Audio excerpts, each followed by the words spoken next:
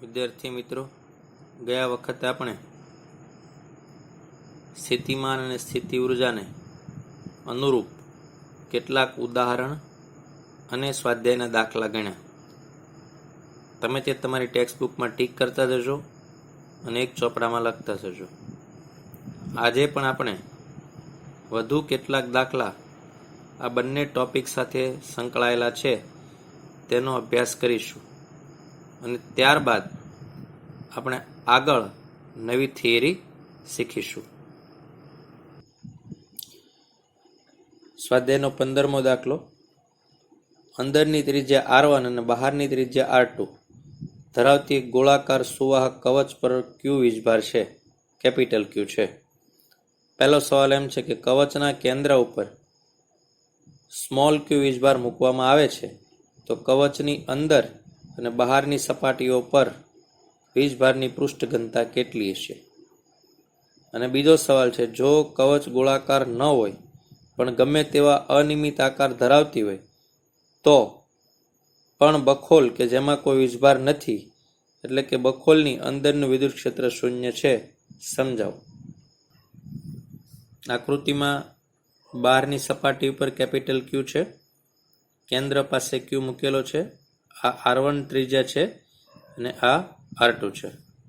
તો બહારની સપાટી પર વીજભાર કુલ કેટલો થશે? તો small Q plus capital Q. પૃષ્ઠ ઘનતા, વીજભારની પૃષ્ઠ ઘનતા row is equal two Q/A હોય તો Q પ્લસ બહારની સપાટી માટેની R2 ત્રિજ્યા છે, Q પ્લસ Q અને A એટલે 4πR2 સ્ક્વેર. અંદરની સપાટી માટે R1 સ્ક્વેર. તો હવે આપણને પૂછ્યું છે કે અનિયમિત હોય ત્યારે B, તો ગોળાકાર નથી અને અનિયમિત છે. બખોલમાં કોઈ વીજભાર ન હોવાથી Q internal is equal two 0.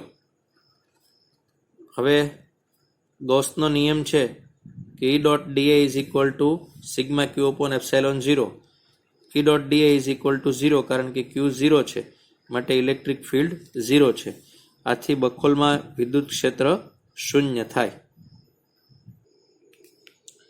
દર્શાવો કે સ્થિત વિદ્યુત ક્ષેત્રના લંબ ઘટકનું વિદ્યુત ભારિત સપાટીની એક બાજુથી બીજી બાજુ સુધી અસતતપણું E2 minus E1 into n caret is equal to sigma upon epsilon 0 દ્વારા અપાય છે, જ્યાં n કેરેટ તે બિંદુએ સપાટીને લંબ એકમ સદિશ છે.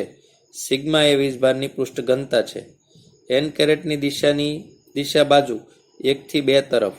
આ પરથી દર્શાવો કે સુવાહકની તરત બહાર વિદ્યુત ક્ષેત્ર સિગ્મા અપોન એપ્સાઇલોન 0 છે. અગાઉ પણ આપણે ગાઉસના નિયમના ઉપયોગો શીખ્યા ત્યારે પ્રથમ ચેપ્ટરમાં આ આકૃતિ જોઈ છે. આપણને ખબર છે કે આ φ3 છે એ 0 છે અને φ1 અને φ2 જે છે એ પરસ્પર ઓપોઝિટ ડાયરેક્શનમાં છે. આ આપણે જોયું છે. તો આ આકૃતિ પરથી અનંત લંબાઈના સમતલે વીજભાર માટેનું સૂત્ર આપણે મેળવ્યું છે. હવે એક પોઝિટિવ સાઈડ લઈએ તો બીજી સાઈડ કેવી હશે? નેગેટિવ. તેથી E2 ને જો sigma upon 2 epsilon 0 n caret લઈએ તો E1 માઇનસ n કેરેટ આવશે. તો બંને પરસ્પર વિરુદ્ધ દિશામાં હોવાથી આપણે એમની બાદબાકી કરીશું. બંનેની કિંમતો મૂકી દઈશું. Sigma upon 2 epsilon 0 n caret અને minus sigma upon 2 epsilon 0 into n caret. તો આપણને મળશે sigma upon epsilon 0 into n caret. આથી જે વિદ્યુત ક્ષેત્રના લંબ ઘટકમાં વીજભારિત પૃષ્ઠથી બીજા વીજભારિત પૃષ્ઠ તરફ જતા અસતત જે છે એ તફાવત બંનેનો છે તે બાદ કરી દીધો. હવે જુઓ, E2 minus E1 into n caret. તો અહીંયા n કેરેટ એકમ સદિશ જે છે તો સિગ્મા અપોન એપ્સાઇલોન 0 મળશે.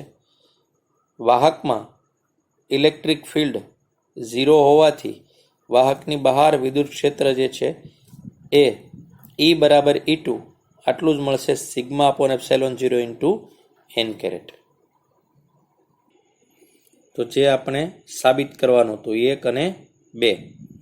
આપણે બી જોઈએ. દર્શાવો કે સ્થિત વિદ્યુત ક્ષેત્રનો સ્પર્શીય ઘટક વીજભારિત સપાટીની એક બાજુથી બીજી બાજુ સતત હોય છે. ગૌસના નિયમનો ઉપયોગ કરો. સ્થિત વિદ્યુત ક્ષેત્ર વડે બંધ ગાળા પર કરેલું કાર્ય શૂન્ય છે હકીકતનો ઉપયોગ કરો. તમે જાણો છો કે વિદ્યુત ક્ષેત્રમાં બંધ માર્ગ પર થતું કાર્ય શૂન્ય હોય. તેથી વિદ્યુત ક્ષેત્રનો સ્પર્શીય ઘટક જે છે એ એક વિદ્યુતભારિત પૃષ્ઠથી બીજા પૃષ્ઠ તરફ સતત હોય છે. જેમ કે જો આ સ્પર્શીય ઘટક જે છે તે આકૃતિમાં દેખાય છે. આકૃતિ ઉપરથી આપણને ખબર જ છે ક્લોઝ ઇન્ટિગ્રેશન જે છે તે 0 થશે. સ્પર્શીય ઘટક જે છે સતત છે.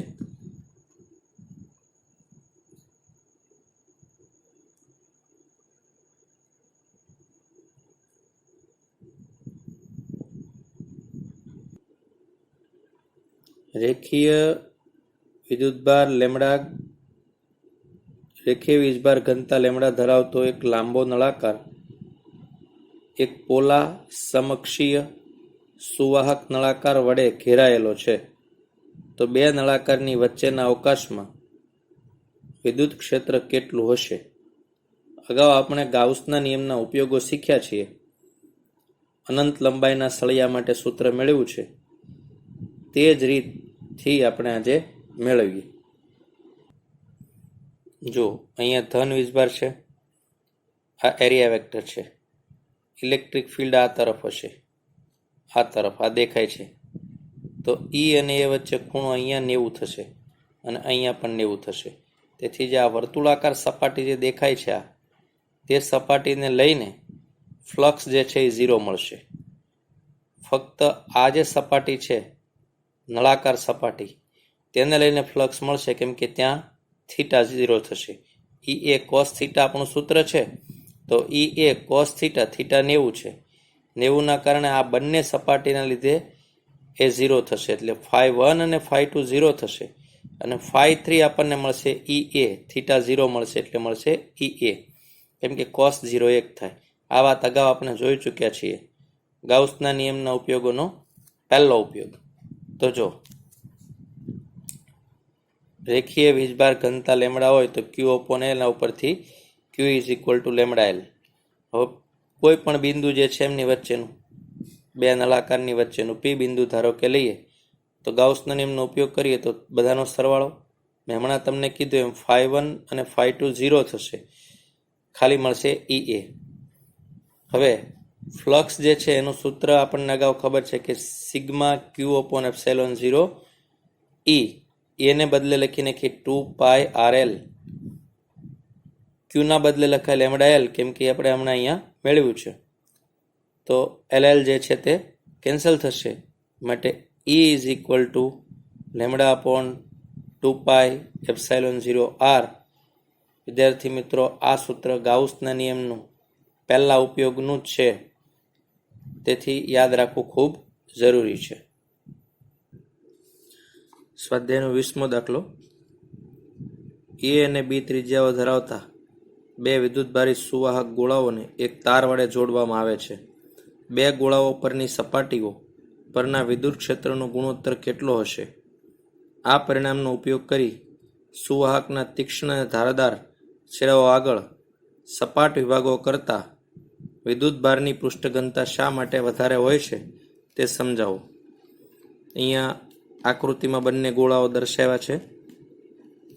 ગોળો એ અને બી, જેની ત્રિજ્યાઓ સ્મોલ એ સ્મોલ બી છે. હવે બંને ગોળાઓ વાહકતારથી જોડેલ હોવાથી તેમનું સ્થિતિમાન સમાન થશે. તો KQ1 upon A અને KQ2 upon B બંને બાજુથી આને A વડે ગુણાકાર અને ભાગાકાર અને બી વડે ગુણાકાર અને ભાગાકાર, તો છેદમાં સ્ક્વેર થશે અને અંશમાં ગુણાકાર રહેશે. આને કહેવાય E1. ક્ષેત્રનું સૂત્ર છે KQ upon R square. E1A E2B. E1/E2 નો ગુણોત્તર મળશે તમને B/A. હવે Q is equal to sigma એ આપણું સૂત્ર છે. તો સિગ્મા અને એ એટલે 4π a² અને એવી રીતે 2 એટલે 4πb². હમણાં આપણે સમીકરણ મેળવ્યું E1A બરાબર A is equal two E2B. તો E1/E2 બરાબર B/A હમણાં આપણે મેળવ્યું. E1 ની કિંમત મૂકીએ તો KQ a² અને KQ 2b². તો એના ઉપરથી આપણને મળશે Q1/Q2 is equal to A/B. હવે જો Q is equal to sigma a² અને Q2 is equal to sigma b², જે આપણે હમણાં મેળવ્યું છે, ઇઝ ઇક્વલ ટુ A/B. માટે સિગ્મા 1/સિગ્મા 2 ઇઝ ઇક્વલ ટુ B/1. આમ ગુણાકાર કરીએ તો sigma 1A is equal to sigma 2B બરાબર અચળ. આમ સિગ્મા ચલે છે 1/r. તેથી તીક્ષ્ણ ભાગ પાસેની ત્રિજ્યા ઓછી હોવાથી તીક્ષ્ણ ભાગ પાસે પૃષ્ઠ ઘનતા વધારે હશે. r ઘટશે તો ઘનતા જે છે તે વધશે.